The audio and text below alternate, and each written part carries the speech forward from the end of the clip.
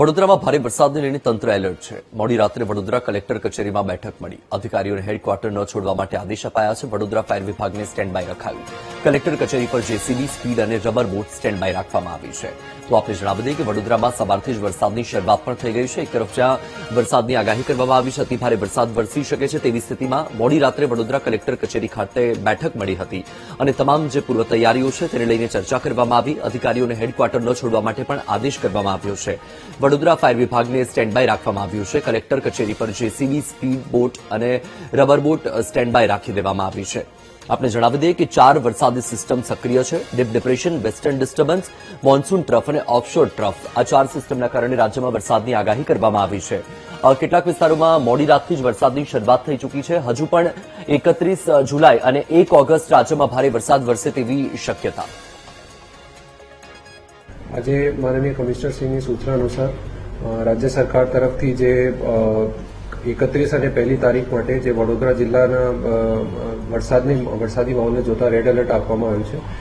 એના હિસાબે બધા અધિકારીઓની, બધા ઝોનના એક્સિયન્સની, બધા અમારા પ્રોજેક્ટના એક્સિયન્સની, વોર્ડ ઓફિસર્સ અને એએમસીની બધાની મિટિંગ આજે રાખવામાં આવી છે. જે બાબતમાં તમામને જે 2 દિવસની આપણે રેડ એલર્ટની આગાહી છે અને જેમાં વડોદરા જિલ્લામાં ખાસ કરીને આવતા 24 થી 48 કલાક જે ડિપ્રેશન બની રહ્યું છે, ડિપ્રેશનના કારણે બહુ મોટા પ્રમાણે વરસાદ થઈ શકે છે, એ બાબતમાં બધાને સેન્સિટાઇઝ કરવામાં આવ્યું છે. રાજ્ય સરકારની બી સૂચના છે. એના માટે અમારી જે તૈયારીઓ છે એની એક સમીક્ષા કરવામાં આવી છે. તૈયારીઓમાં પ્રમાણે આપણે જે શેલ્ટર હાઉસીસ છે, જે લોકોને કંઈ ખસેડવા પડે એના માટે શું તૈયારીઓ છે, સાથે સાથે જે આપણે મશીનરી છે, રાતમાં કંઈ ડીવોટરિંગ પંપની જરૂર પડે એની સાથે અમારા જે કંટ્રોલ રૂમ જે એક્ટિવેટ કરવાના છે એ એક્ટિવેટેડ છે. એની સાથે સાથે જે ક્યુઆરટી ટીમ્સ અમારી જે એક્ટિવેટેડ છે એનામાં ફરી અમારે જે 24 કલાકની શિફ્ટ જે છે અમે લાસ્ટ વીક જે કર્યું હતું એ પ્રમાણે બધાને તૈયારી રાખવા માટે અમારા તરફથી સૂચના આપવામાં આવી છે. વધુ માહિતી સાથે વડોદરાથી સંવાદદાતા માનુ ચાવડા લાઈવ જોડાયા છે. માનુ, વડોદરામાં વરસાદની આગાહી છે. અત્યારે વર્તમાનમાં વરસાદની સ્થિતિ શું? તંત્ર દ્વારા તૈયારી શું?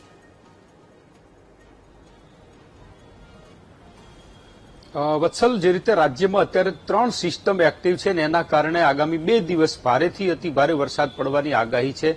આને લઈને તંત્ર સજ્જ બન્યું છે. વડોદરામાં 2 પ્રકારે તૈયારી કરવામાં આવી છે. કોર્પોરેશન લેવલે કોર્પોરેશનની અલગથી તૈયારીઓ છે, ઉપરાંત કલેક્ટર કચેરીથી પણ અલગ તૈયારીઓ કરવામાં આવી છે. કોર્પોરેશને ફાયર બ્રિગેડ અને તમામ જે અધિકારીઓ છે એમને સ્ટેન્ડ બાય રાખ્યા છે. વોર્ડ ઓફિસરથી નીચેના અધિકારીઓ છે એમની રજાઓ પણ કેન્સલ કરી દેવામાં આવી છે. બીજી તરફ કલેક્ટર કચેરી દ્વારા પણ કાલ સાંજે જ મોડી રાત્રે મિટિંગ કરી અને આ બધી વ્યવસ્થા કરવામાં આવી છે.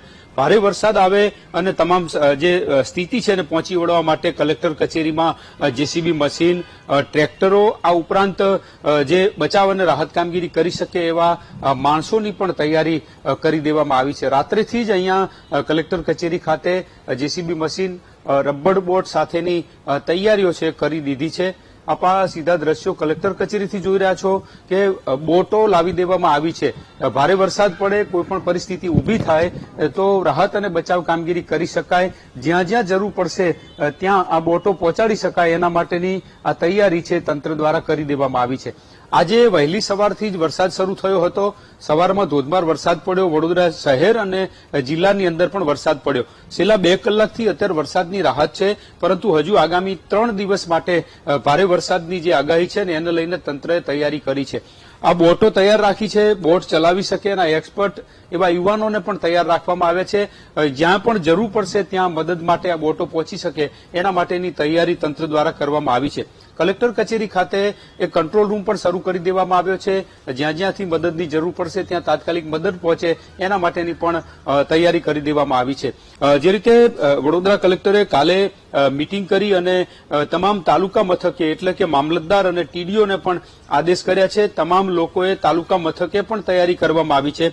એટલે જિલ્લા મથક, વડોદરા કોર્પોરેશન, આ ઉપરાંત તમામ તાલુકા મથક ઉપર પણ તૈયારીઓ કરી દીધી છે. બચાવ અને રાહત કામગીરી માટે ત્વરિત પહોંચી શકાય એના માટેના વાહનો પણ તૈયાર કરી દીધા છે.